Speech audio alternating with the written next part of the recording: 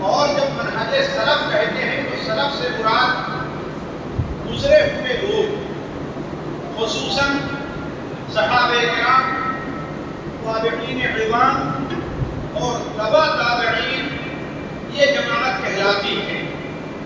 تو منہج سلف کا معنی یہ ہے کہ عقائد میں، عبادات میں، سلوک میں جس طریقے کے اوپر صحابہ کرام اور تابعین رہے ہیں، انسان اپنی دینی زندگی میں اسی کو اپنائے۔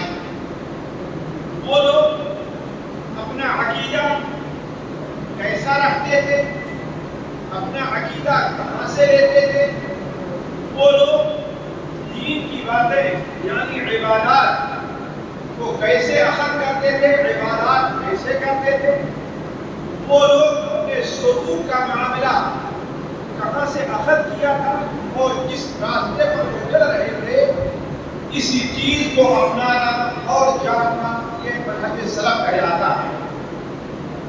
منہج سلف کی دعوت اس لیے بھی ضروری ہے کہ سب سے پہلے تو یہ ہے کہ اللہ تبارک و تعالی اور اللہ کے رسول صلی اللہ علیہ وسلم نے اس منہج کی اور ان لوگوں کی تعریف کی ہے جو اس منہج کے اوپر تھے۔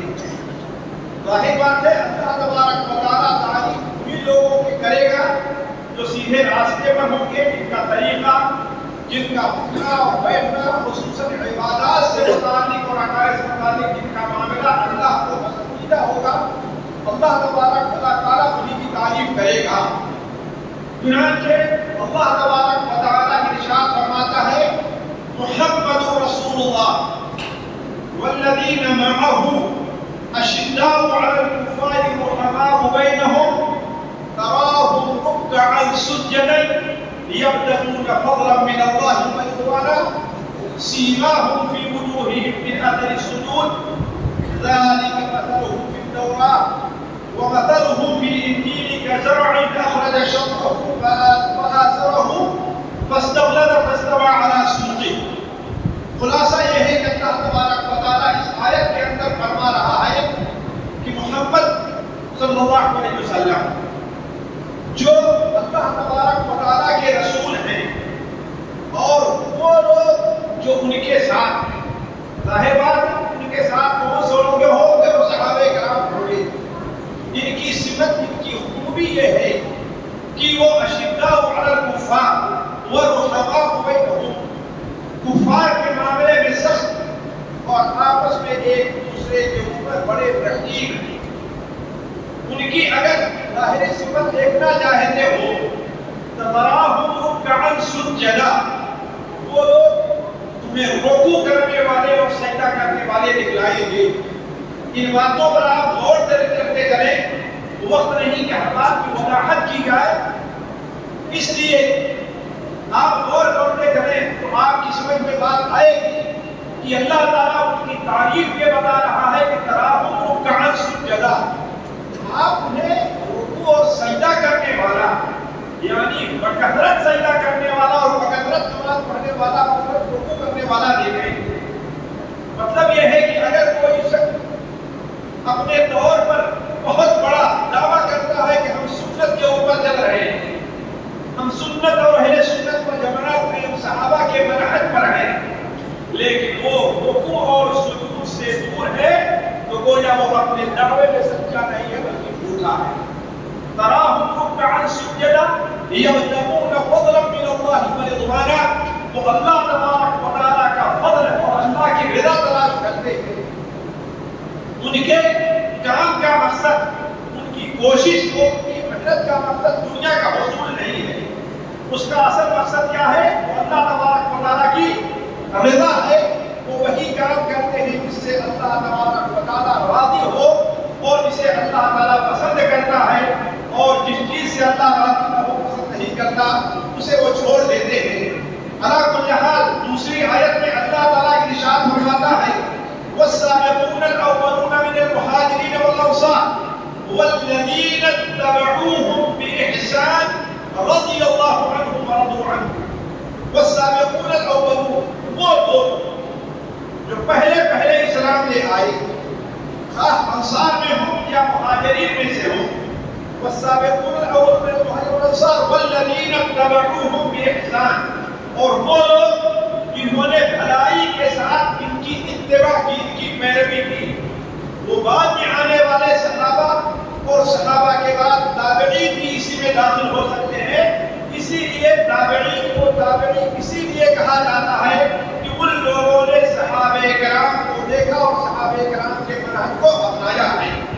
نبی کریم صلی اللہ علیہ وسلم نے اپنی ایک حدیث کے اندر بڑے واضح طور پر یہ واضح فرما دیا، صحیح بخاری اور صحیح مسلم میں یہ متعدد صحابہ سے مروی ہے کہ خیر القرون قرنی ثم الذین یلونہم ثم الذین یلونہم، سب سے بہتر زمانہ میرا زمانہ ہے، پھر اس کے بعد ان کا ہے جو لوگ بعد میں آئیں گے ان کے، یعنی میرے بعد میرا زمانہ گویا صحابہ کا ہے، اس کے بعد زمانہ تابعین کا ہوگا، اور پھر ان کے بعد تبع تابعین کا زمانہ ہوگا۔ اسی چیز کو مزید واضح کرتے ہوئے صحیح مسلم کی ایک روایت میں نبی کریم صلی اللہ علیہ وسلم نے واضح فرمایا، جو حدیث ہمیشہ اپنے سامنے رکھنا چاہیے، اور جو لوگ ان کی مخالفت کرتے ہیں، جو لوگ انہیں برا بھلا کہتے ہیں، جو لوگ انہیں مرتد قرار دیتے ہیں، اپنے نام کے سامنے چاہے جتنا بڑا اور جتنا خوبصورت لیبل لگا لیں، وہ لوگ صحیح منہج سے بھٹکے ہوئے ہیں۔ اللہ کے رسول صلی اللہ علیہ وسلم نے ارشاد فرمایا کہ آپ حضرت ابن عباس کی روایت ہے کہ آپ نے فرمایا انا امانۃ لاصحابی، نہیں السماء امانۃ، النجوم امانۃ للسماء، یہ تارے آسمان کے لیے امانت ہیں، یعنی جب تک آسمان میں تارے پائے جائیں گے آسمان باقی رہے گا، ٹوٹ کر کے گرے گا نہیں۔ جب آسمان کے تارے ٹوٹ جائیں گے تو گویا یہ آسمان بکھر پڑے گا اور اس زمین کے اوپر پتھر گر پڑے گا اور زمین کے اندر بھی زلزلہ آ جائے گا۔ وَأَنَا أَمَانَةٌ لِأَصْحَابِي، اور میں اپنے صحابہ کے لیے امان ہوں، جب میں اس دنیا سے چلا جاؤں گا تو میرے صحابہ کے بارے میں جو وعدہ کیا گیا ہے کہ ان کے درمیان میں لڑائی ہوگی، فتنے پیدا ہوں گے، ایک دوسرے کی گردنیں ماریں گے، یہ چیز، اور بہت سے لوگ جو دیہاتی قسم کے لوگ ہیں وہ مرتد ہو جائیں گے، یہ آنے والا ہے۔ وَأَصْحَابِي أَمَانَةٌ، اور ہمارے صحابی جو ہیں اپنے بعد میں آنے والے لوگوں کے لیے امان ہیں۔ اگر میرے صحابہ اس دنیا میں سے چلے جائیں گے تو اس دنیا کے اندر بدعتیں، فتنے اور چیزیں ظاہر ہوگی۔ اس سے بھی معلوم ہوتا ہے ساتھیوں کہ صحابہ کرام کے منہج کی اللہ کے رسول صلی اللہ علیہ وسلم نے تعریف کی ہے، وہ اس وجہ سے تعریف کی ہے کہ وہ لوگ صحیح منہج پر تھے۔ دوسری چیز یہ ہے کہ ہمیں صحابہ کے منہج اور سلف کے منہج کی اتباع کا اس لیے حکم دیا گیا ہے، ہمیں اس سے متعلق ہم گفتگو اس لیے کرتے ہیں کہ اللہ تبارک و تعالیٰ نے ہمیں ان کی پیروی کا صراحت کے ساتھ حکم دیا ہے۔ چنانچہ اللہ تبارک و تعالیٰ نے قرآن مجید میں صحابہ کرام رضوان اللہ علیہم اجمعین کو معیار حق قرار دیا ہے۔ چنانچہ اللہ تعالیٰ فرماتا ہے فَإِنْ آمَنُوا بِمِثْلِ مَا آمَنْتُمْ فَقَدِ اهْتَدَوْا، اگر یہ لوگ جیسے تم لوگ ایمان لے آئے ہو، یعنی صحابہ کا جیسا ایمان ہے ایسے یہ لوگ بھی ایمان لے آتے ہیں تو گویا وہ ہدایت کے راستے پر ہیں۔ اگر صحابہ کے ایمان جیسا ان کا ایمان نہیں ہے، خواہ اللہ تبارک و تعالیٰ کے اسماء اور صفات سے متعلق ہو، اللہ تعالیٰ کی توحید ربوبیت سے متعلق ہو، اللہ تعالیٰ کی توحید الوہیت سے متعلق ہو، یا نبی کریم صلی اللہ علیہ وسلم سے متعلق ہو، اگر تمہارا ان لوگوں کا ایمان تمہارے ایمان جیسا ہے تو وہ ہدایت کے راستے پر ہیں، ورنہ ہدایت کے راستے سے بھٹکے ہوئے ہیں۔ اسی طریقے سے اللہ تبارک و تعالیٰ نے صحابہ اور سلف کے منہج کو اس دنیا کے اندر ہدایت کا سبب قرار دیا ہے کہ جو صحابہ کے منہج سے ہٹا ہے وہ فطروں کے اندر پڑ گیا ہے۔ جب تک لوگ صحابہ کے منہج کو اپنائے رہیں گے اس وقت تک فطروں میں واقع نہیں ہوں گے، لیکن صحابہ کے منہج سے جب ہٹ جائیں گے تو وہ لوگ فطروں کے اندر مبتلا ہو جائیں گے۔ اسی چیز کو واضح کرتے ہوئے سورۃ ترمذی کے اندر حضرت عبداللہ بن عمرو کی روایت میں ہے کہ آپ صلی اللہ علیہ وسلم نے ارشاد فرمایا وَتَفْتَرِقُ أُمَّتِي عَلَىٰ 73 مِلَّةٍ، میری امت 73 فرقوں میں بٹے گی۔ بنو اسرائیل کے لوگ 72 فرقے میں بٹے تھے، میری امت 73 فرقوں میں بٹے گی، کلہم فی النار الا وعلا ملۃ واحدہ، تمام کے تمام جتنے بھی فرقے ہیں سارے کے سارے فرقے جہنمی ہوں گے، صرف ایک فرقہ ہے وہ جنتی ہوگا۔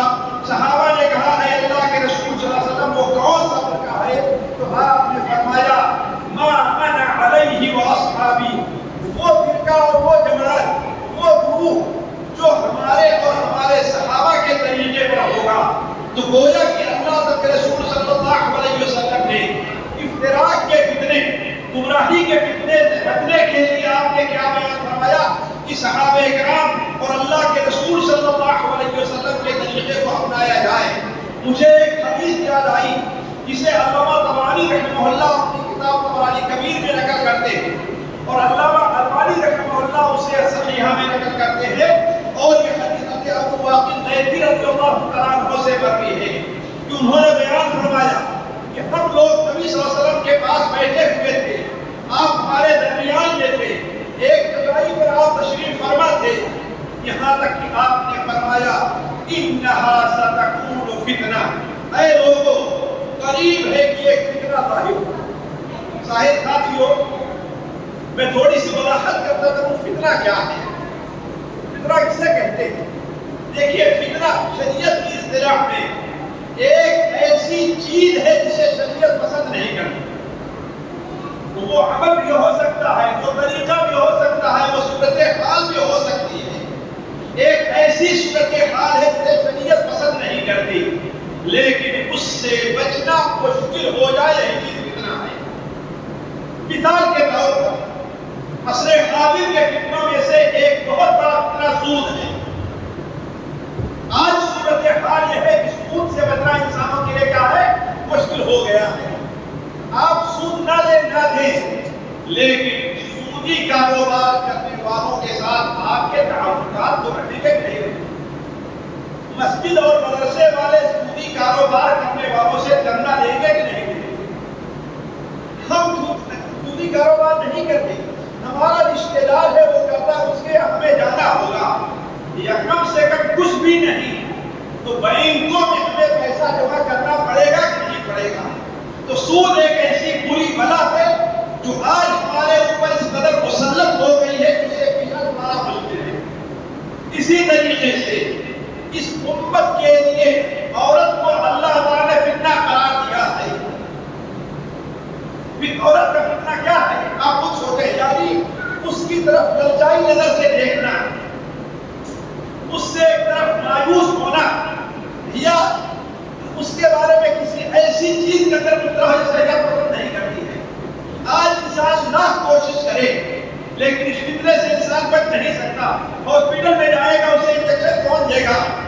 مرد نہیں بلکہ عورت، لڑکی مرد انجیکشن دے گی۔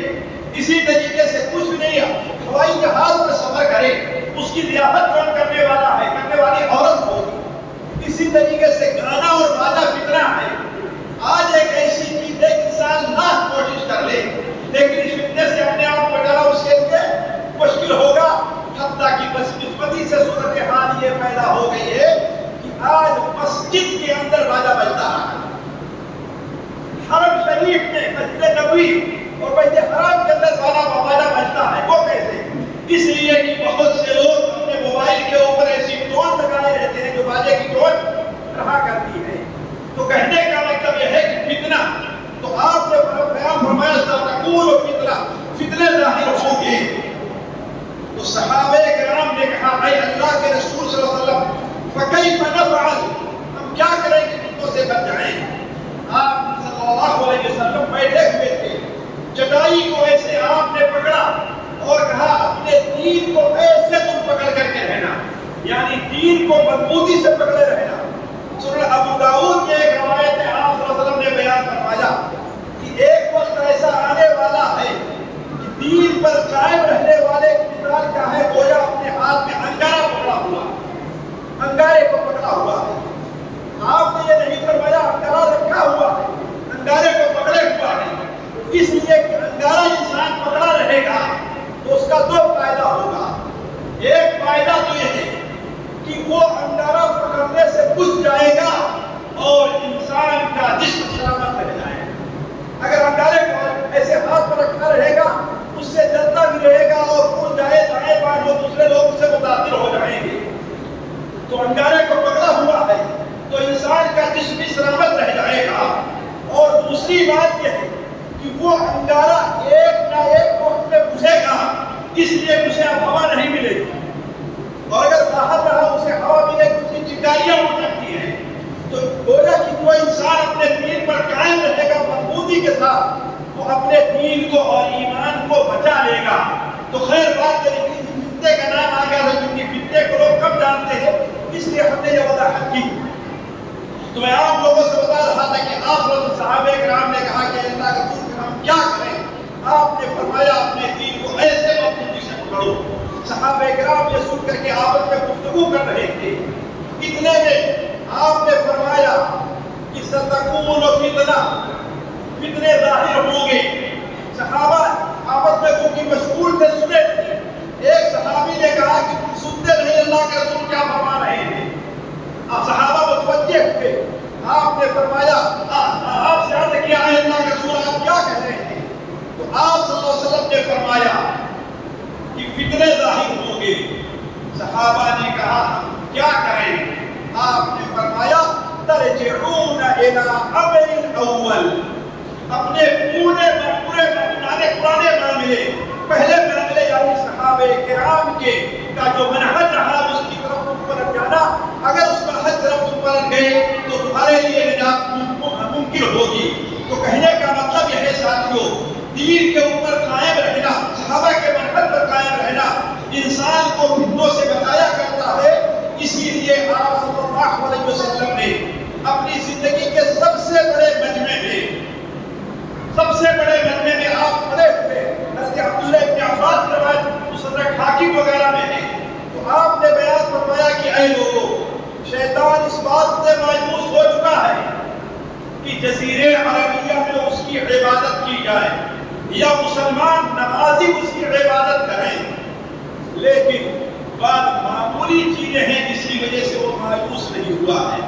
وَلَٰكِن مِّمَّا تَحْقِرُونَ مِنْ أَعْمَالِكُمْ، بعض چھوٹی چھوٹی باتیں ہیں یا بعض ایسے کام ہیں جنہیں تم حقیر سمجھتے ہو، اس کے بارے مایوس نہیں ہوا ہے۔ تمہارے درمیان لڑانے میں، تمہارے درمیان اختلاف پیدا کرنے میں، تمہیں ایک دوسرے کے خلاف ورگلانے میں، تمہیں ایک دوسرے کے بارے میں بدتر ہونے کے بارے میں وہ مایوس نہیں ہوا ہے۔ ایسے موقع پر تمہیں کیا کرنا ہے؟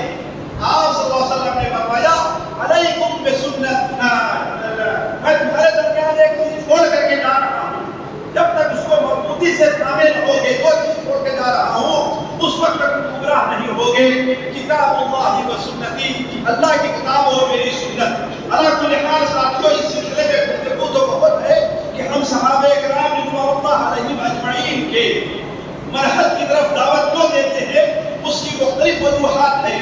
اگر ہم سارے وجوہات کو ذکر کرنے لگے تو وقت ختم ہو جائے گا، لیکن میں ایک اہم چیز طرف آپ کو لانا چاہتا ہوں، وہ یہ ہے کہ آیا صحابہ کرام کا یہ جو منہج رہا ہے اس کے اصول کیا ہے کہ ہم اس اصول کو اپنا لیتے ہیں تو اللہ تبارک و تعالی ہمیں اور آپ کو نجات دے سکتا ہے۔ یہ وہ بات ہے جو میں آپ کے سامنے رکھنا چاہتا ہوں۔ دیکھیے پہلی چیز یہ ہے صحابہ کرام کے منہج کے جو اصول رہے ہیں، وہ اصول یہ ہے کہ صحابہ کرام کا منہج کتاب اور سنت رہا، یہ سب سے اہم ہے۔ کتاب اور سنت صحابہ کرام کا منہج رہا ہے۔ صحابہ کرام کے منہج کا کتاب و سنت ہونے کا معنی یہ ہے کہ یعنی انسان اس جماعت کے اوپر قائم رہے، اس جماعت پر قائم رہے جس جماعت اور جن مسائل کے اوپر کتاب و سنت میں دلیل پائی جاتی ہے۔ یعنی وہ لوگ اپنے مسائل کو، خواہ عقیدے کا مسئلہ ہے، خواہ وہ عقیدہ عبادات کا مسئلہ ہے، خواہ وہ مسئلہ سلوک اور اپنے لباس کا مسئلہ ہے، اس سلسلے میں اگر کوئی مسئلہ اخذ کرنا ہوتا ہے تو وہ قرآن اور حدیث طرف توجہ دیتے ہیں۔ اگر اس کے مقابلے میں کسی اور کا قول آ جاتا ہے، چاہے کسی بڑے سے بڑے امام کا قول ہو، بڑے بڑے صحابی کا قول ہو، اس کی طرف وہ لوگ توجہ نہیں دیا کرتے ہیں۔ اللہ تبارک و تعالیٰ نے اس طرف توجہ دلاتے ہوئے فرمایا ہے، اللہ تعالیٰ فرماتا ہے وَاعْتَصِمُوا بِحَبْلِ اللَّهِ جَمِيعًا وَلَا تَفَرَّقُوا، اے لوگوں اللہ کی رسی کو مضبوطی سے تھام لو اور تم لوگ فرقہ بندی کے اندر مبتلا نہ ہو جاؤ، اس لیے کہ فرقہ بندی میں مبتلا ہو جاؤ گے تو شیطان تمہارے اوپر حاوی ہو جایا کرے گا۔ دوسری جگہ ارشاد فرمایا یا ایھا الذین آمنوا اطیعوا اللہ واطیعوا الرسول ولا تبطلوا اعمالکم، اے ایمان والو تم اللہ کی اطاعت کرو، اللہ کے رسول کی اطاعت کرو اور اپنے عمل کو ضائع اور برباد نہ کر دو۔ گویا اللہ اور اس کے رسول کی اطاعت کو چھوڑ دینا عمل کو ضائع اور برباد کر دینا ہے۔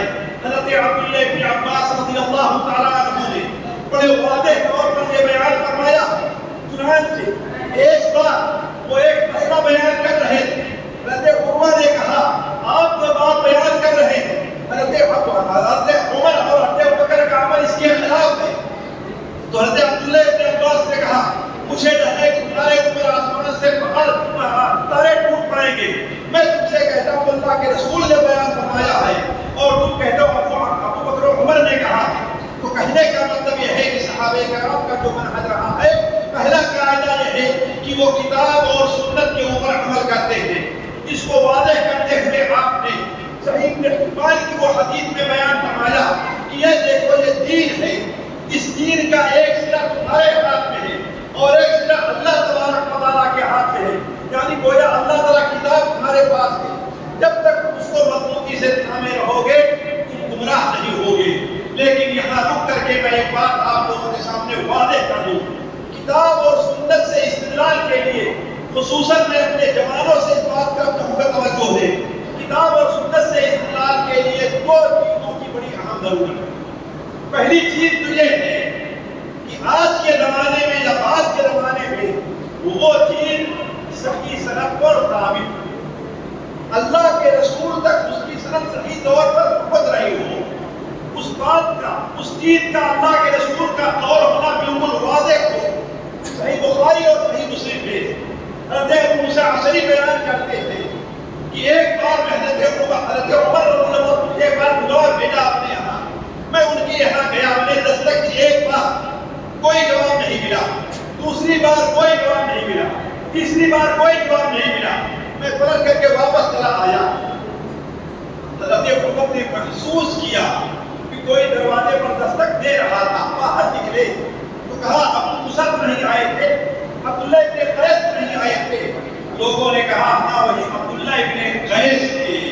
حضرت عمر نے انہیں بلوا بھیجا اور کہا تم آئے تھے واپس کیوں چلے گئے؟ کہا میں اس لیے واپس چلا گیا کہ ہم نے 3 بار دستک دی ہے، 1 بار 2 بار 3 بار، لیکن جب آپ نے جواب نہیں دیا تو میں واپس چلا گیا۔ نبی کریم صلی اللہ علیہ وسلم کی حدیث ہمارے سامنے تھی کہ اجازت 3 بار طلب کی جائے گی۔ اسی لیے ساتھیوں ایک مسئلہ سمجھ لیجیے، آپ کسی کو ٹیلی فون کر رہے ہیں، ایک شخص ہے ٹیلی فون کرتا ہے، 1 بار کیا، 2 بار کیا، 3 بار کیا، اگر اس پر جواب نہیں ملا 4 بار کیا، 5 بار کیا، بلکہ بسا اوقات مجھے اس کا تجربہ ہے کہ ایک ہی وقت میں میرے نمبر پر بسا اوقات 5 یا 6 بار ٹیلی فون آتا۔ اور ایک عالم نے بیان کیا کہ ایک عورت نے رہ کر کے ان کے پاس 40 بار ٹیلی فون کیا تھا۔ یہ چیز سنت کے خلاف، رہ کر کے آپ پہلی بار ٹیلی فون کیجیے، جواب نہیں ملا، دوسری بار کیجیے، جواب نہیں ملا، تیسری بار کیے، جواب نہیں ملا، آپ بند کر دیجیے۔ آپ سمجھیے اس کے پاس کوئی عذر موجود ہے۔ تو آپ صلی اللہ علیہ وسلم نے بیان فرمایا اجازت طلب کرنا 3 بار ہے۔ آپ کھڑے ہیں، دستک دیا، گھنٹی بجائی، انتظار کیجیے تھوڑا، پھر گھنٹی بجائی، پھر انتظار کیجیے۔ ایسا نہیں کہ بہت سے لوگ اگر اپنی انگلی گھنٹی کے اوپر رکھ دیے ہیں تو یا تو اندر سے کوئی جواب دے گا یا گھنٹی چل جائے گی، تب تک چھوڑیں گے نہیں، یہ غلط طریقہ۔ آپ نے گھنٹی بجائی، انتظار کیجیے، گھنٹی بجائی، انتظار کیجیے، گھنٹی بجائی، انتظار کیجیے، اور اگر جواب نہیں ملتا ہے تو بغیر دل میں کوئی قرار لیے ہوئے آپ کا وقت لینا۔ ناراض نہ ہو کہ آپ کے لیے دروازہ نہیں کھلا، ہو سکتا ہے اس کے پاس کوئی عذر ہو، بیماری ہو، سو رہا ہو، تھک کر کے آیا ہے، میاں بیوی اپنے کسی کام میں کوئی بھی چیز ہو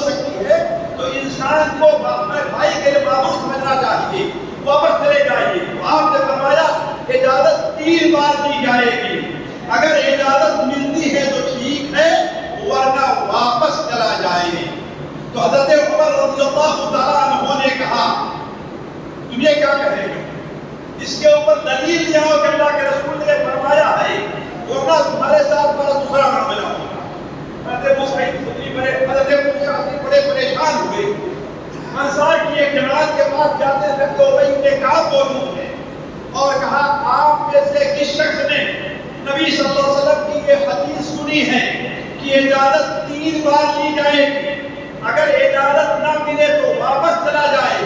تو کہا ہم میں سے ہر آدمی نے کہا حضرت عمر مجھے سزا دینے پر تیار ہے، اللہ یہ کہ چلیے آپ میں سے چلے کوئی گواہی دے کہ ہاں اللہ کے رسول کا یہ فرمان ہے۔ تو ان میں سے ایک صحابی اٹھے اور آئے حضرت عمر رضی اللہ تعالیٰ عنہ کے سامنے یہ چیز بیان کی۔ تو حضرت عمر نے فرمایا اے ابو موسیٰ، اے عبداللہ ابن قیس، اللہ کی قسم میں تمہیں متہم نہیں کرا، تمہارے اوپر تہمت نہیں لگاتا، لیکن اللہ کے رسول کی حدیث کا معاملہ بڑا سخت ہے، بغیر تحقیق کے اس کے اوپر عمل نہیں کرنا چاہیے۔ آج بڑی مصیبت ہے کہ بہت سی بدعات کی بنیاد کس کے اوپر ہے؟ ضعیف حدیثوں کے اوپر۔ بہت سی بدعات کی بنیاد کس کے اوپر ہے؟ غلط عقیدے کی بنیاد کس کے اوپر ہے؟ ضعیف حدیثوں کے اوپر ہے۔ کیونکہ اس کے بارے میں لوگوں نے توجہ نہیں کی۔ مثال کے طور پر ایک چیز واضح کروں کہ حج کا معاملہ آیا ہے۔ حج کے معاملے میں بہت سے لوگ یہ سمجھتے ہیں کہ جب تک کوئی آدمی حج کرے اور مدینہ منورہ نہ جائے تو اس کا حج مکمل نہیں ہوتا، اس کا حج مکمل نہیں ہوتا ہے۔ کوئی عمرہ کرے حج نہ کرے اس کا عمرہ مکمل نہیں ہے، جبکہ یہ عقیدہ غلط ہے۔ آپ صلی اللہ علیہ وسلم کی مسجد کی زیارت بڑے ثواب کا کام ہے، وہاں نماز پڑھنا، بیٹھ کر کے عبادت کرنا بڑی اہم چیز ہے۔ یہی کیا کم ہے کہ آپ یہاں پر آپ 1000 نماز پڑھیے اور مسجد نبوی میں 1 نماز پڑھیے، دونوں برابر ہیں، یہ بڑے ثواب کی چیز ہے، لیکن وہ حج کا کوئی حصہ نہیں ہے۔ اس کی بنیاد لوگوں نے کس بات پر رکھی ہے؟ ایک ضعیف اور موضوع حدیث پر رکھی ہے، من حج فلم یسرنی فقد جفانی، جس نے حج کیا اور میری زیارت نہیں کی اس نے کس سے کام لیا ہے؟ بڑے ہی زیادتی سے کام لیا ہے۔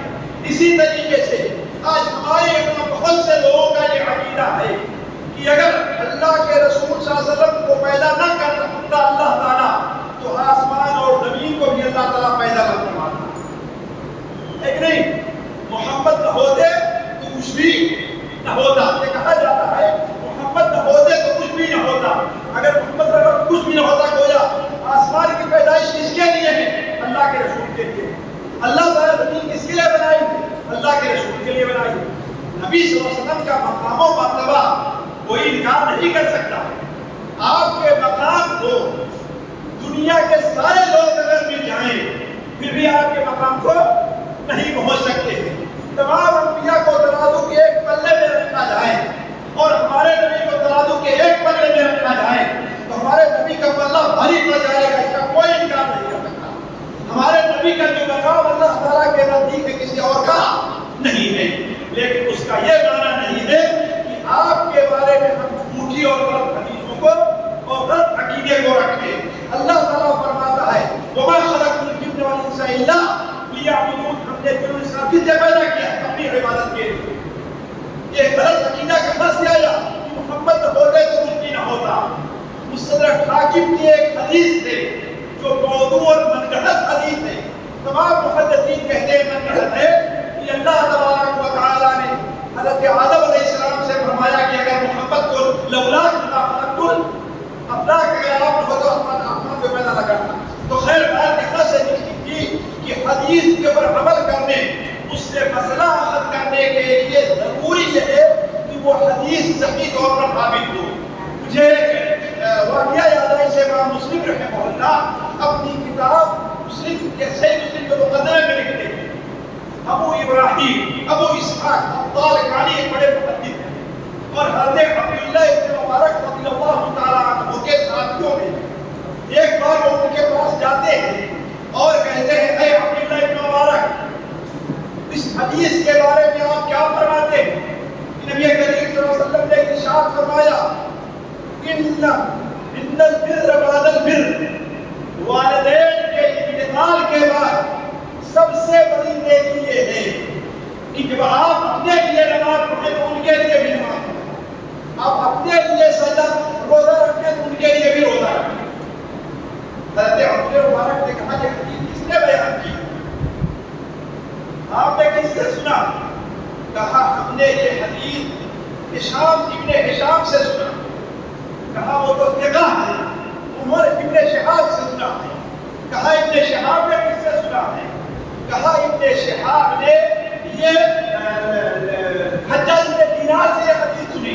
کہا وہ بھی کہتا ہے، کہا حجاج بن دینار نے کس سے حدیث سنی ہے؟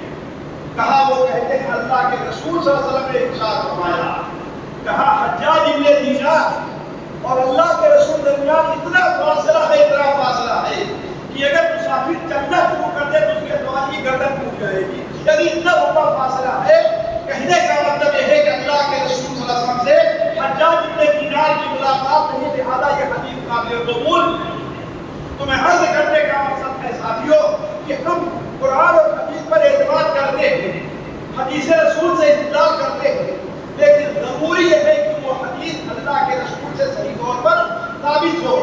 آج بڑی بے دردی سے ہمارے اوپر لوگ انکار کر دیتے ہیں کہ جب ان کو بہت حدیث صحیح ہے ضعیف ہے، حالانکہ حدیث تو ہے، بلکہ بدقسمتی سے میں یہ بات کہتا ہوں کہ ایک بڑے محدث جو اپنے کو کہلاتے تھے، ان کے سامنے لوگوں نے جب یہ بات کہی آپ کی کتاب میں یہ حدیث لکھی ہوئی ہے اور اس حدیث کو فلاں صاحب کہتے ہیں یہ حدیث ضعیف ہے، تو کہتے ہیں اس کا مطلب ہے کہ کوئی غیر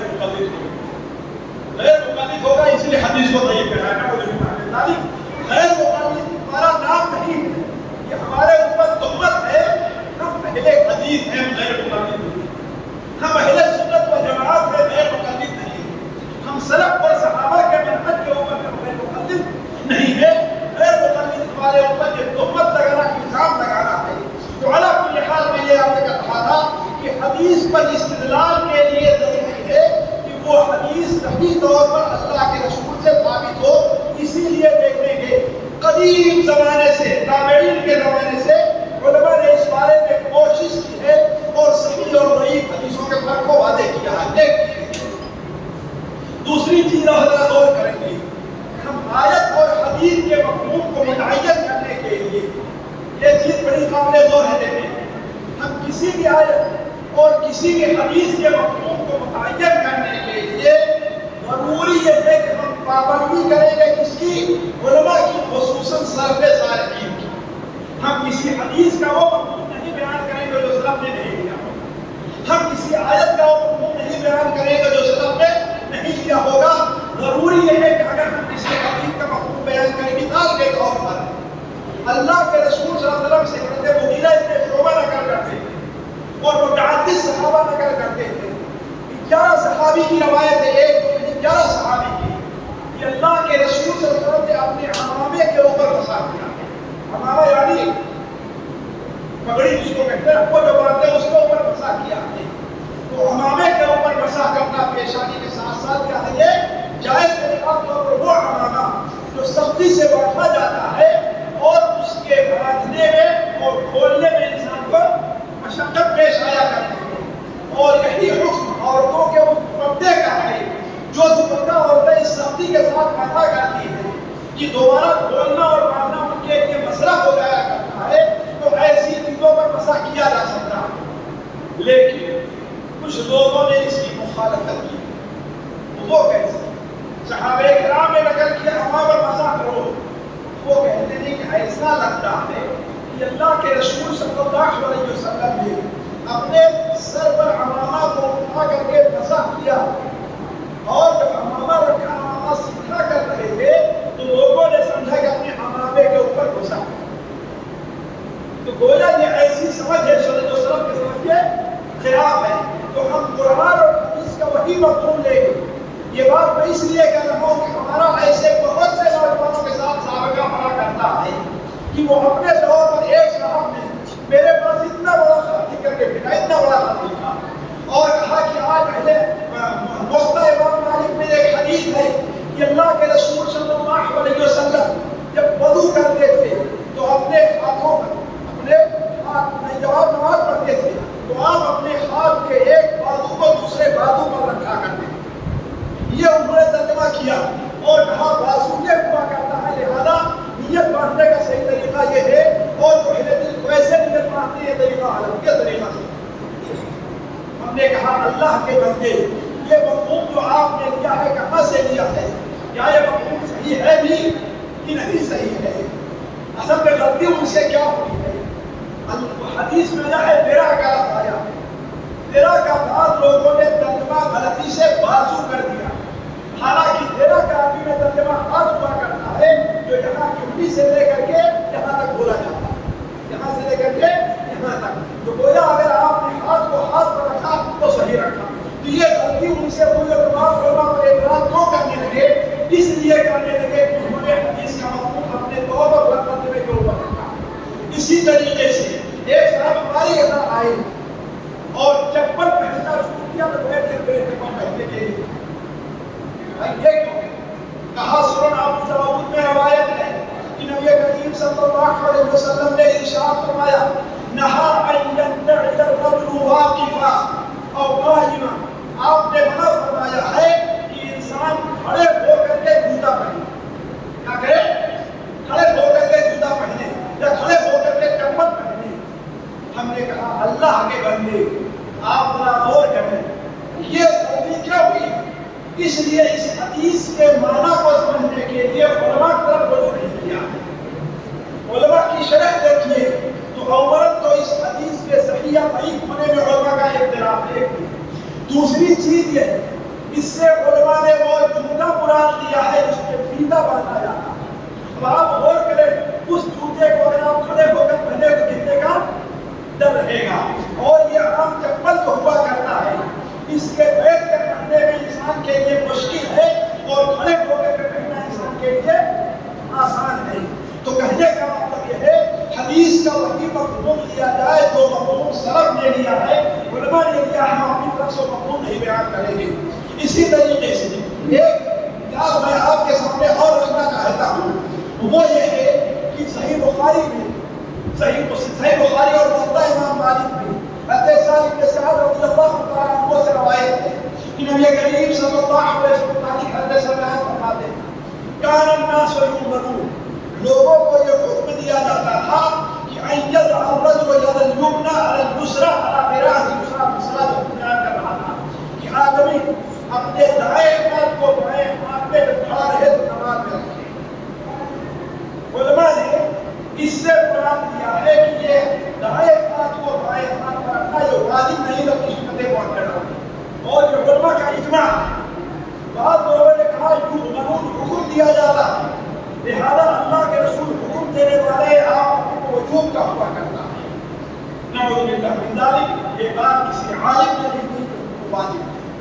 تمام علماء نے کیا کہا کہ سنت مؤکدہ ہے دائیں ہاتھ کو بائیں ہاتھ رکھنا۔ دوسری بات، اسے اس ہاتھ رکھنے پر مراد کیا ہے جو رکوع سے پہلے ہوتا ہے، رکوع کے بعد بھی۔ جب انسان رکوع سے پہلے کھڑا ہو تب دائیں ہاتھ کو بائیں ہاتھ میں رکھے، نہ جبکہ رکوع سے اٹھے۔ اس بارے میں آپ نے کچھ نہیں بیان فرمایا، لہذا اس کو اپنی حالت پر چھوڑ دیا جائے۔ بعض لوگ کہاں آگے بڑھ گئے اور بدقسمتی سے آپ کے بہاری کے کہا، انہوں نے کہا نہیں، دائیں ہاتھ کو بائیں ہاتھ میں رکھنا واجب اور رکوع سے پہلے بھی واجب، رکوع کے بعد بھی واجب، اور جو واجب کو چھوڑتا وہ اس کی نماز نہیں ہوگی، اور جس کی نماز نہیں ہوگی وہ انسان کافر ہو جائے گا، لہذا اس کے پیچھے نماز پڑھنا جائز ہے۔ یہ غلطی کہاں سے ہوئی؟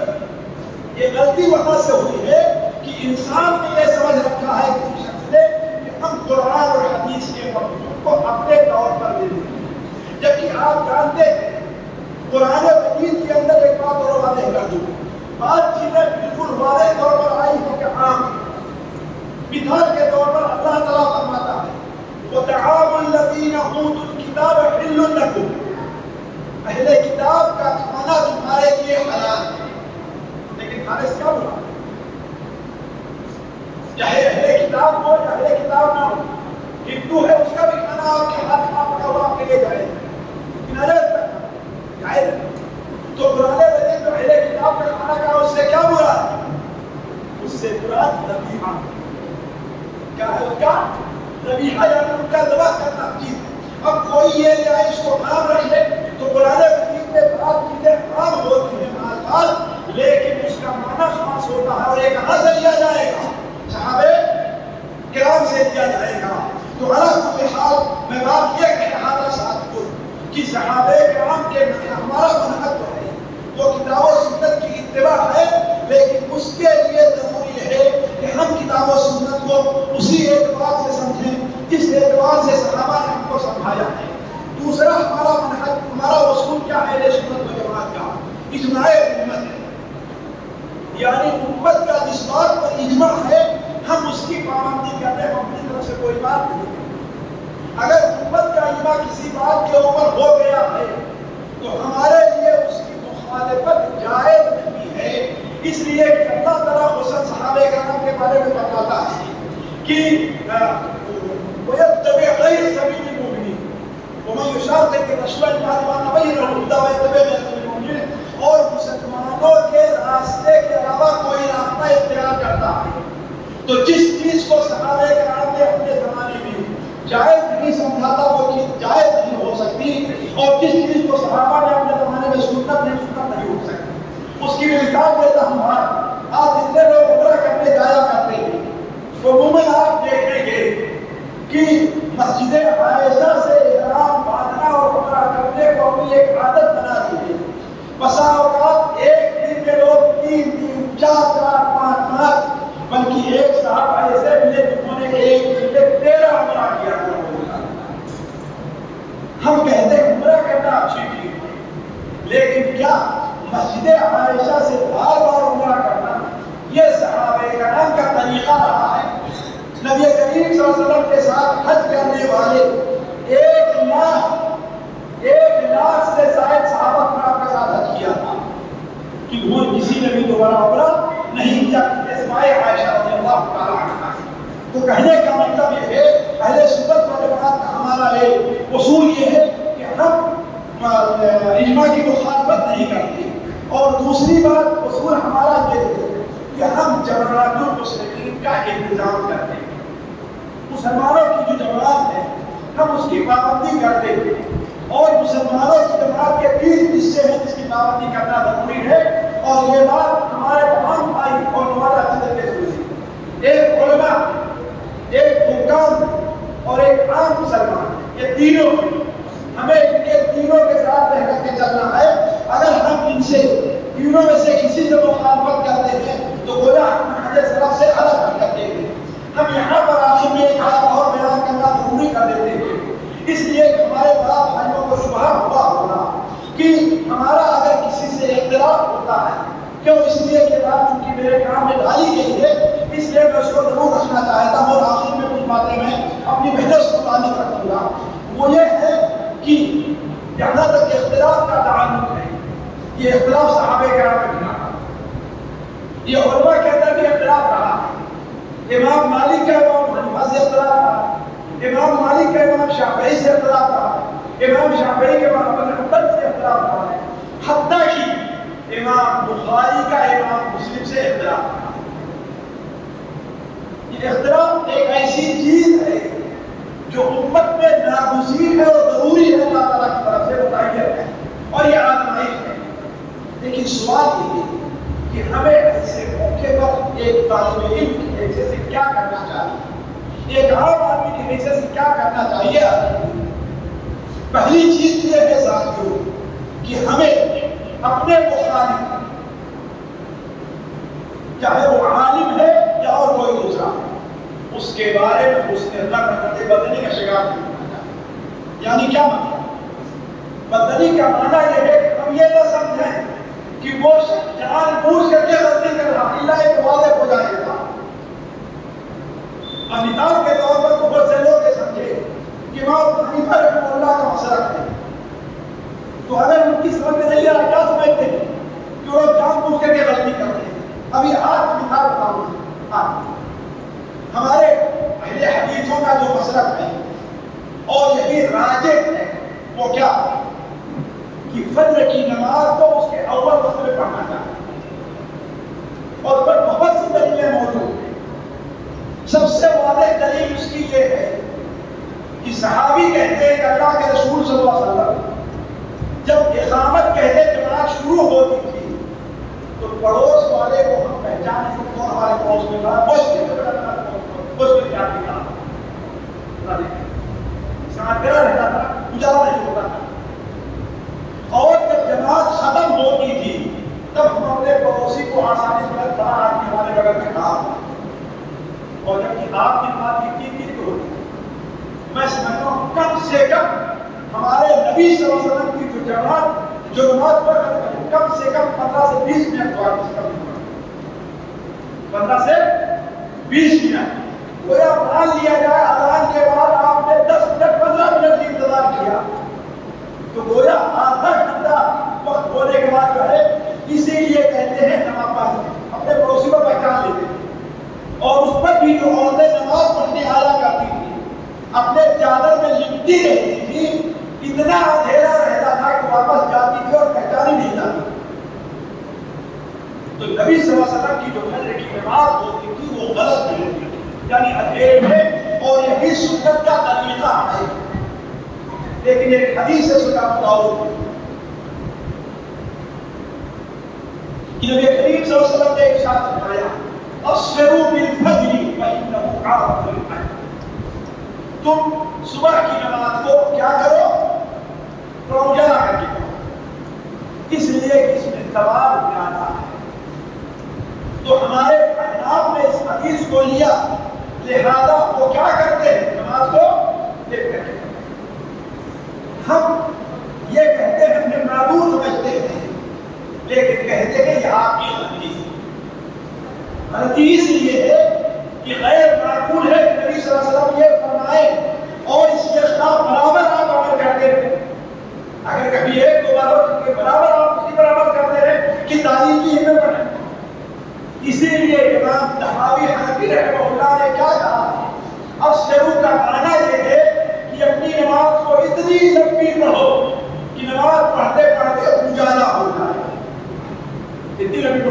پڑھو اللہ کو جہاں اگر کوئی آدمی حدیث کے اوپر سمجھ کر کے عمل کرتا ہے تب اس کی وجہ سے ہم مدن نہیں ہو گئے کہ جہاں پوچھ کر کے اپنی نماز کو دیر سے پڑھا تو علماء کے بارے میں کیا ہونا چاہیے بدری کا شکار نہیں ہونا چاہیے ساتھیوں ذرا غور کریں سیر العالمین نبلا وغیرہ میں لکھا حضرت طلحہ اور زبیر اور حضرت علی دونوں کے درمیان کتنا بڑا اختلاف ہوا تھا اتنا بڑا اختلاف ہوا کہ سینکڑوں نہیں بلکہ ہزاروں لوگ قتل ہوئے دونوں طرف سے ایک دو نہیں سینکڑوں نہیں ہزاروں لوگ قتل ہوئے ہیں دونوں طرف سے جنگ جمل کے اندر جمل میں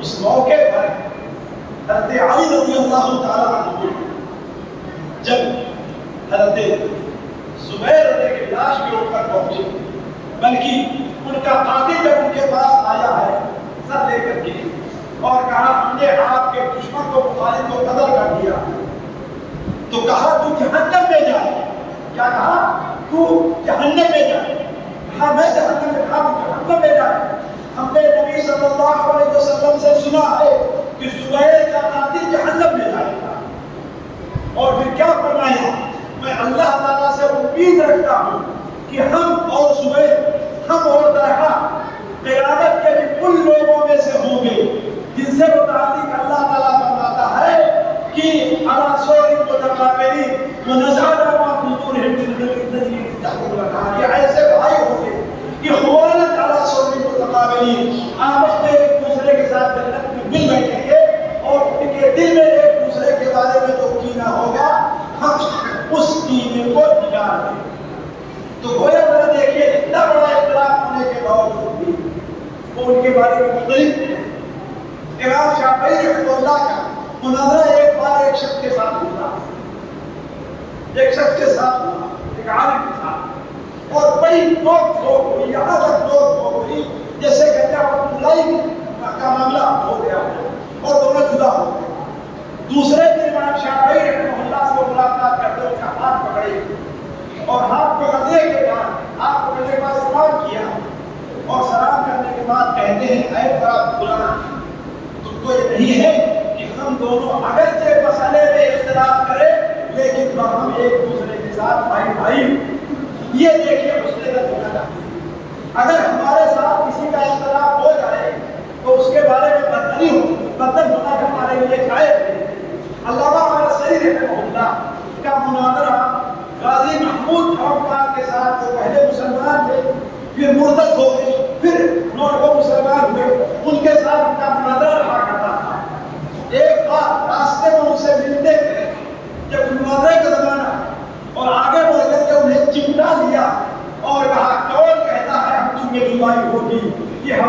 دشمن نے اڑائی. تو علی کل حال ساتھیوں اس کی مثالیں اگر میں تاریخ سے دینا چاہوں تو آپ کو ہزاریں مثالیں مل سکتی ہے. اصل یہ ہے اگر ہمارے سے کسی کا اختلاف ہو پہلی چیز یہ ہے ہمیں اس کے بارے میں بدل نہیں ہونا چاہیے. دوسری چیز یہ ہے جو اہل علم ہے جو عالم ہے اس کے ادب کو برقرار رکھنا ہے, اس کے ساتھ بے ادبی نہ کرنا. اس لیے کہ اللہ تبارک و تعالی اللہ کے رسول نے ارشاد فرمایا ان من اجلال اللہ تبارک و تعالی کے اجلال میں ان کی تعریف یہ داخل ہے اکرام الشیبۃ المسلم, ایک ایسا مسلمان جو بڑھا اس کی عزت کی جائے, وحامل القرآن اور جو قرآن کا علم رکھتا ہے اس کی عزت کی جائے. تو اہل علم کی عزت کرنا آپ نے بیان کرنا نہیں سمجھنا ہم میں وہ شک داخل نہیں ہے. مطلب یہ کہ کبیر نہ جو ہمارے بڑے کی عزت نہ کرے, چھوٹے پر رحم نہ کرے اور ہمارے عالم کے حق کو نہ پہچانے. یہ حدیث مسند احمد کے اندر حسن صنعت کے ساتھ موجود ہے. تو عالم کے حق کو پہچاننا یہ بڑی چیز ہے. اس طریقے سے ایک دوسرے کے عالم کے ساتھ جیسے کہتے ہیں بے ادبی کرنا یہ چیز بڑی بری چیز. تیسری چیز یہ ہے ہمارے درمیان میں اختلاف ہو لیکن اختلاف میں فرق ہے. اختلاف میں اور اختلاف اللہ کے رسول صلی اللہ علیہ وسلم نے اختلاف کی اس معنی مطلب ہے کہ اختلاف ہے, البتہ افتراق کی مطلب ہے. آپ نے بیان فرمایا الجماعت رحمت والفرقۃ عذاب. جماعت رحمت اور فرقہ بندی اور تفرقہ اختلاف کیا ہے؟ اگر ہمارا کسی کے ساتھ ہمارے بھائی کے ساتھ ہمارے مسجد کے امام کے ساتھ ہمارا اختلاف ہو جائے تو اس کا یہ معنی نہ بن جائے کہ ہم اس سے گروپ بندی کے اندر مبتلا ہوں. اس لیے کہ اگر اس طریقے سے ہم گروپ بندی کرتے رہیں گے تو معاملہ جو ہے دور ہو جائے گا. میں اپنی بات کو مختصر کر رہا ہوں. تیسری چیز یہ ہے اگر کسی شخص کا کسی فقہی مسئلے کے اندر اختلاف ہے تو ہم اس سے اختلاف کریں گے, اس سے سمجھائیں گے, لیکن اس سے لڑائی اور اس سے مار پیٹ یہ فرق ہے. اس سے اختلاف کریں گے. مثال کے طور پر ایک شخص کی مسجد میں نماز پڑھتا وہ یہ کہتا ہے کہ رکوع کے بعد نماز باندھنا چاہتا اور دوسرا کہتا ہے رکوع کے بعد نماز نہیں باندھنا چاہتا. ہم سمجھائیں اس کو لیکن اس بنیاد پر یہ نہیں کہ زبردستی اس کا ہاتھ چھڑا دو. جیسے مثال کے طور پر بعض لوگوں نے یہ کہا کہ اعتکاف صرف 3 مسجدوں میں جائز ہے, باقی مسجدوں میں جائز نہیں. تو انہوں نے کیا کیا, جو لوگ مسجدوں میں اعتکاف کرتے تھے آپ ان کو بھگانا شروع کر دیا. آپ کا اختلاف ہے آپ بتائیے, ان کے ساتھ اختلاف نہ کیجیے. صحابہ کرام میں سے کتنے اختلاف وہاں کرتا تھا. صحابہ کرام سفر میں جاتے تھے, بعض صحابہ کرام یہ سمجھتے تھے کہ سفر میں روزہ رکھنا بہتر ہے اور بعض سمجھتے ہیں کہ روزہ رکھنا بہتر نہیں ہے. وہ اس پر الزام لگایا تھا, وہ اس کے اوپر الزام لگایا کرتے تھے. اور چوتھی 5ویں چیز یہ ہے کہ لا یعنی بحث و مباحثہ سے بدل سے کیا ہم کسی کے ساتھ بحث کر رہے ہیں, ایک بار کیا 2 بار کیا, بلکہ صرف علمی بحث میں نہیں دنیاوی معاملات میں بھی ساتھیوں اگر کسی سے ہم بحث کر رہے ہیں جب دیکھیں بحث کا کوئی حل نہیں نکل رہا تو اپنے کو جیتنے کے لیے اوپر ہونے کے لیے ہم آگے اپنی بات کو نہیں ہم خاموش کریں. نبی کریم صلی اللہ علیہ وسلم کی حدیث میں سنن ابو داؤد میں سنن ترمذی میں حضرت ابو ہریرہ کی کہ آپ صلی اللہ علیہ وسلم نے ارشاد فرمایا میں جنت کے وسطی حصے میں ایک گھر کی ضمانت دیتا ہوں جب اس شخص کے لیے جو شخص حق پر ہونے کے باوجود بحث مباحثہ کو ترک کر دیتا. تو کہنے کا مطلب یہ ہے یہ چند اصول ہیں جن کو اپنانا چاہتے ہیں اہل سنت و جماعت. کیا اصول میں ایک چیز اور داخل ہے کہ وہ عقل کو نقل کے اوپر مقدم نہیں کرتے. یعنی اگر کوئی حدیث اور کوئی قرآن ان کی عقل کے خلاف ہے اس کو رد نہیں کر دیتے بلکہ حدیث کو قبول کرتے ہیں اور اس کو رد نہیں کرتے. اس لیے کہ انسان کی عقل کیا ہے محدود ہے اور اللہ کے تبارک و تعالیٰ کا علم لامحدود ہے. اللہ نے جو چیز بیان کی ہے وہ حق ہے. اگر ہماری سننے پر اس کے خلاف بخاری میں ایک حدیث ہے کہ نبی کریم صلی اللہ علیہ وسلم نے ارشاد فرمایا جب سورج ڈوبتا ہے تو اللہ تبارک و تعالیٰ سے دوسرے دن طلوع ہونے کے لیے اجازت دیتا ہے اور عرش کے نیچے سجدہ کرتا ہے۔ یہ حدیث صحیح بخاری میں ہے۔ آپ کا جو علم ہے اس کو مانے گا نہیں، وہ کیا کہے گا؟ سورج ڈوبتا ہے، سورج برابر 24 گھنٹے سے چل رہا ہے، کب ڈوبتا ہے، کب اٹھتا ہے، کب عرش کے نیچے جا کر کے سجدہ کرتا ہے، ایگری مانتے گا۔ لیکن ہم کیا کریں گے؟ ابھی تمہارا علم ناقص ہے، ہمارے رب نے یہ بات کہی ہے، لہذا ہم مانتے ہیں کہ سورج 24 گھنٹے میں ایک وقت کے لیے رکتا ہے اور عرش کے نیچے سجدہ کرتا ہے، لیکن ہم اور آپ اس کو محسوس نہیں کر سکتے۔ اور سائنس اب اس طرف آ گئی، سائنس نے اعتراف کیا ہے 24 گھنٹے میں ایک سیکنڈ کا جو 10واں حصہ ہوتا ہے، 10واں حصہ، اس کے ایک حصے کے لیے سورج 24 گھنٹے میں ایک بار رک گیا۔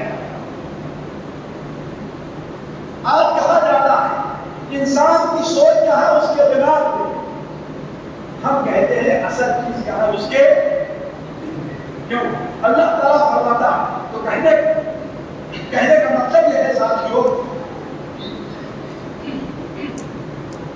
پہلے سورت و جماعت کا جو اصول ہے ان میں ایک اصل یہ ہے کہ اصل کے اوپر نقل عقل کے اوپر عقل کے اوپر نقل کو مقدم کیا جائے گا، انسان کے عقل کو نہیں مانا جائے گا۔ یہ چند باتیں تھیں۔ اس سلسلے میں آخر میں اپنی بہنوں سے صرف اللہ کے رسول صلی اللہ علیہ وسلم کی ایک حدیث بیان کر کے، لیکن کی وقت کافی ہوگا، میں تھوڑا وقت دیتا ہوں سوال جواب کے لیے، ایک حدیث بیان کر کے میں توجہ کروں گا اپنی بہنوں کو اور ان سے میں آپ کو ہدایت دیتا ہوں۔ دیکھیے اول تو حدیث سنن ابو داؤد وغیرہ میں نہیں، سنن ابو داؤد میں، سنن ابن ماجہ میں، سنن کبریٰ بیہقی کے اندر ہے، امامہ اور دوسرے صحابہ کے ہیں کہ اللہ کے رسول صلی اللہ علیہ وسلم نے ارشاد فرمایا المرأة اذا صلت خمسها وصامت شهرها واحسنت فرجها واطاعت بعلها قيل لها ادخلي من اي ابواب الجنة شئت۔ جو عورت 5 وقت کی نماز پڑھے اور 1 مہینے کا روزہ رکھے، اپنے شرمگاہ کی حفاظت کر لے اور اپنے شوہر کی اطاعت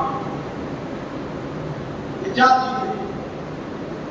5 وقت نماز، میں سوچ رہا تھا کہ کیوں کہا گیا، ہر انسان ہر روز 5 وقت کی نماز پڑھتا ہے، لیکن عورتوں سے اس بارے میں بڑی کوتاہی ہوئی مردوں کے مقابلے۔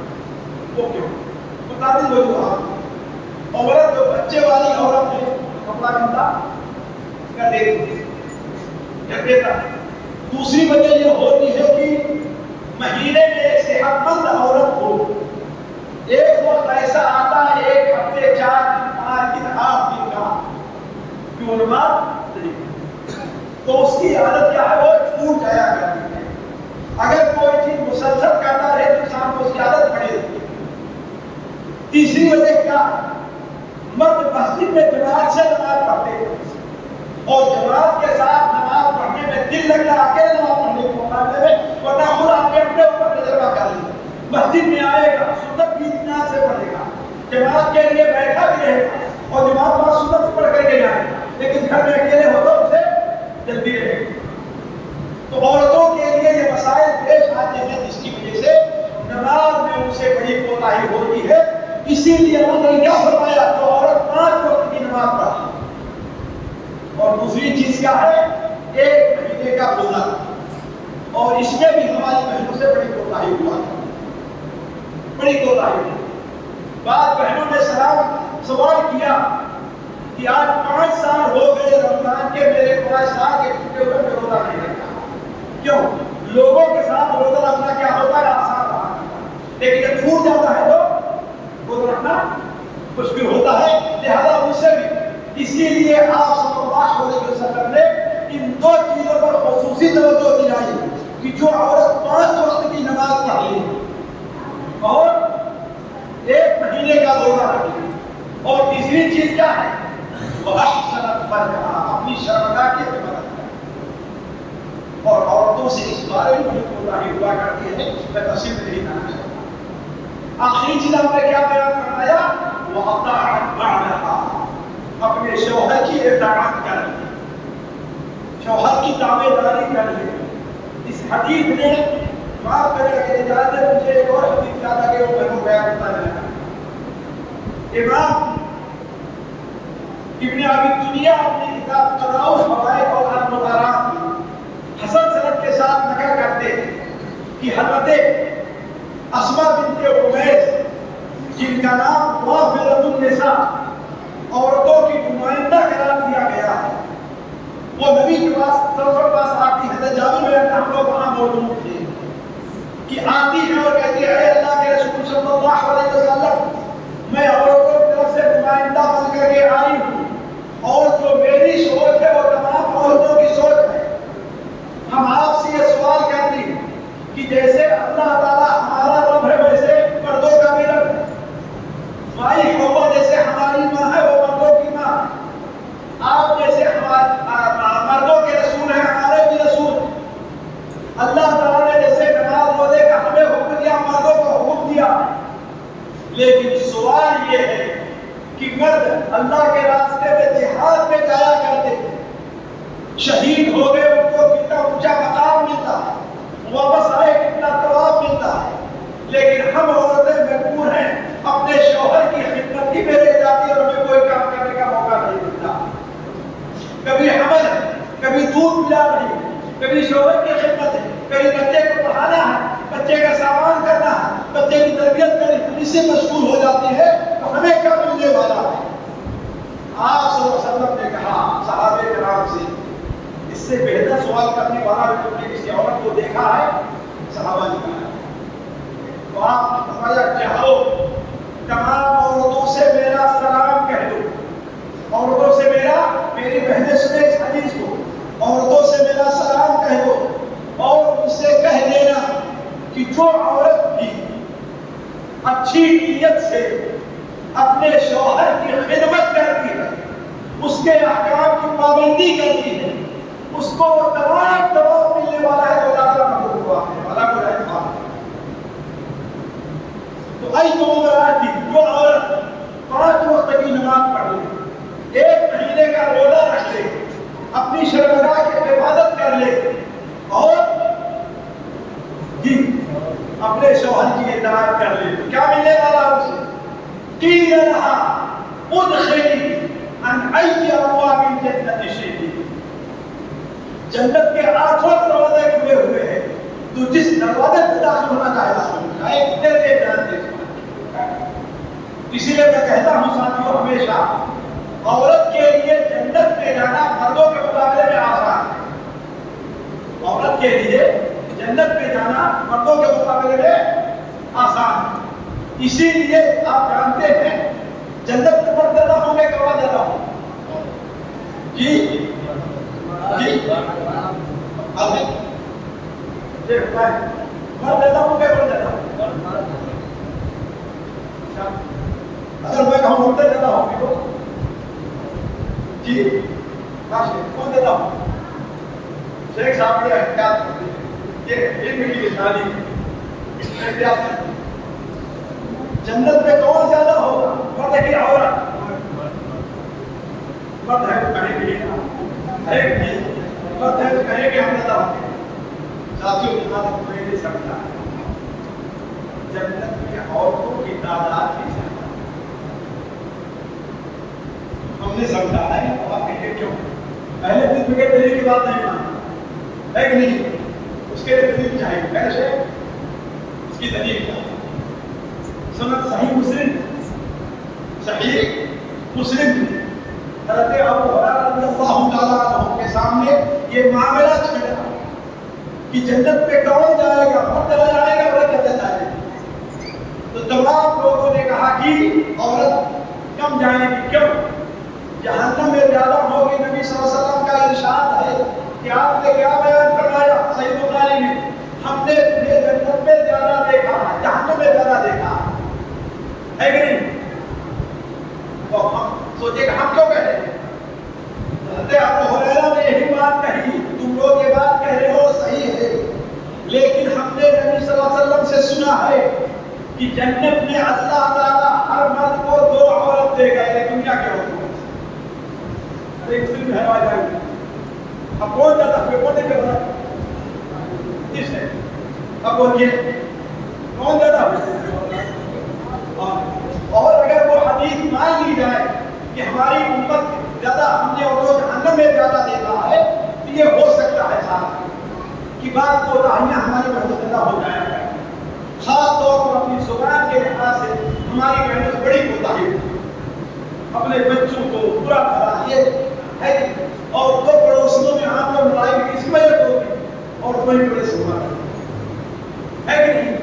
تو ہو سکتا ہے اور پہلے مرحلے میں جہنم میں اور زیادہ، لیکن ظاہر بات کافرہ تو نہیں ہے نا، ہے تو مسلمان کی نہیں مسلمان نکالی جائیں گی تو ان کی تعداد مردوں سے، تو اسی لیے میں کہتا ہوں دنیا میں اگر عورتیں زیادہ دکھتی ہیں نا لیکن جنت میں بھی وہ زیادہ ہوں گی، اور ایک عورت کے لیے جنت میں جانا مردوں کے مقابلے میں کیا ہے وہ آسان ہے۔ اللہ تعالیٰ سے دعا ہے کہ اللہ تعالیٰ ہمیں اور آپ کو حق کو پہچاننے، حق پر عمل کرنے اور حق کو سمجھنے کی توفیق عطا فرمائے۔ اللہ تعالیٰ ہمیں بنانے سے سبق چلنے کی توفیق دے۔ اللہ تعالیٰ ہمیں ہماری بہنوں کو اور تمام بھائیوں کو اللہ تعالیٰ معاف کرے۔ یہاں لوگ جو جمع ہیں اللہ تعالیٰ ان کی تمام ضروریات کو پوری فرمائے، اللہ تعالیٰ ان کی تمام مشکلات کو دور فرمائے، اللہ تعالیٰ ان کے لیے ہر مشکل کو، جو لوگ بیمار ہیں اللہ انہیں شفا عطا فرمائے، جو لوگ پریشان ہیں اللہ ان کی پریشانی کو دور فرمائے، اللہ تعالیٰ مسلمانوں کی حفاظت فرمائے، اللہ تعالیٰ مسلمانوں کی تعلیموں کو ہٹا کر برباد فرمائے، دنیا میں جہاں کہیں مسلمان ظالموں کے ترکیب پیس رہے ہیں اللہ تعالیٰ ان کی حفاظت کرے۔